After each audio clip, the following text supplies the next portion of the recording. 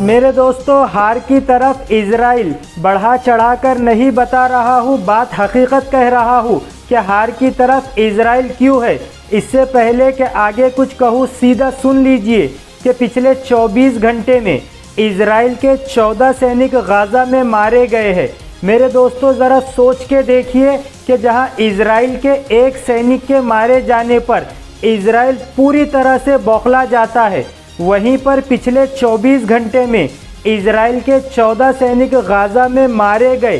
दोस्तों, गाज़ा के उन शेरों में कुछ तो बात है जिन्हें चूहा साबित करने की कोशिश की जा रही है। उन तथागत आतंकवादियों को पिछले 3 महीने से मिटा नहीं पाया इजराइल। दुनिया की तमाम बड़ी ताकतों का इस्तेमाल करके भी इजराइल उनको मिटा नहीं पाया। सो कॉल्ड आतंकवादी।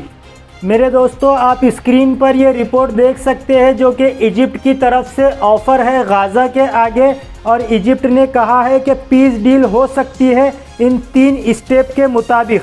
पहला प्रोपोज़र इजिप्ट ने बताया है कि 40 कैदियों को, जो इजरायली कैदी है, उनको रिहा करेगा हमास के द्वारा, जिसके बदले में इजराइल 2 हफ्तों के लिए पूरा के पूरा सीज़ फायर करेगा और जंग को रोकेगा। और दूसरी स्टेप में ये होगा कि इजराइल बात करेगा फ़लस्तीन से और फ़लस्तीन अथॉरिटी गवर्नमेंट बनाने का स्टेप उठाएंगी गाज़ा में। और तीसरी स्टेप में ये होगा कि IDF Israel defence forces Gaza से पूरी ताकत से अपनी चीज़ों को समेटेंगी और वापस हट जाएंगी, यानी पीछे हट जाएंगी। 3 स्टेप में ये जंग ख़त्म होंगी। अभी इजराइल ने इस प्रोपोज़ल पर कुछ नहीं कहा है और ये प्रोपोज़ल इजराइल को भारी पड़ेगा। हालांकि ये जंग ही इजराइल को भारी पड़ रही है। ये देख सकते हैं आप नेतन्याहू का बयान। नेतन्याहू बोल रहा है कि ये जंग इजराइल और गाज़ा के बीच जो जंग जारी है, ये जंग इजराइल की मिलिट्री पर काफ़ी भारी पड़ रही है। להשיב את חטופינו, לחסל את החמאס ולהבטיח שעזה לא תהיה יותר איום על ישראל. זה ייקח זמן, אבל אנחנו מאוחדים. הלוחמים, העם והממשלה. אנחנו מאוחדים ונחושים להילחם עד הסוף. למלחמה יש מחיר. מחיר כבד מאוד בחיי לוחמינו הגיבורים. ואנחנו עושים הכל כדי לשמור. दोस्तों, उधर इजिप्ट की राजधानी क्यारो में हमास और इस्लामिक जिहाद दोनों मौजूद है और इजिप्ट इजराइल और दोनों की बातचीत करवा रहा है। रिजल्ट क्या है अभी सामने नहीं आया है, लेकिन बातचीत दोनों तरफ से चल रही है।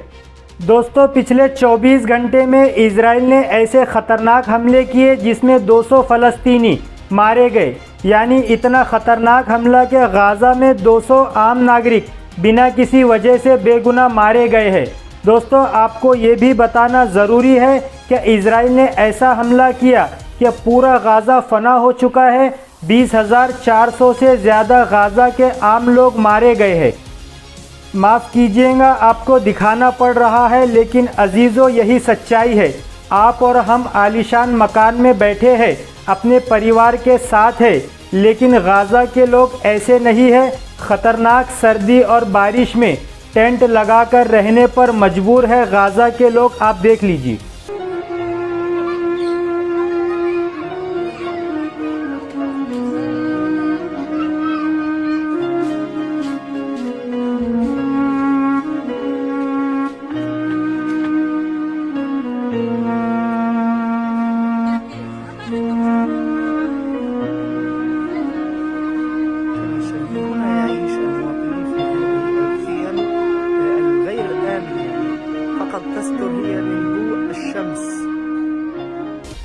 दोस्तों, इजराइल 2000 पाउंड के बम गिरा रहा है गाज़ा पर।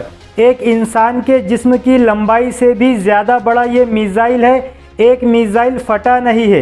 ऐसे ही जो एक पत्रकार साबित कर रहा है, वॉर क्राइम के लिए सबसे बड़ा सबूत है, लेकिन दुनिया इसको देखकर भी अनदेखा कर रही है। आप देख सकते हैं।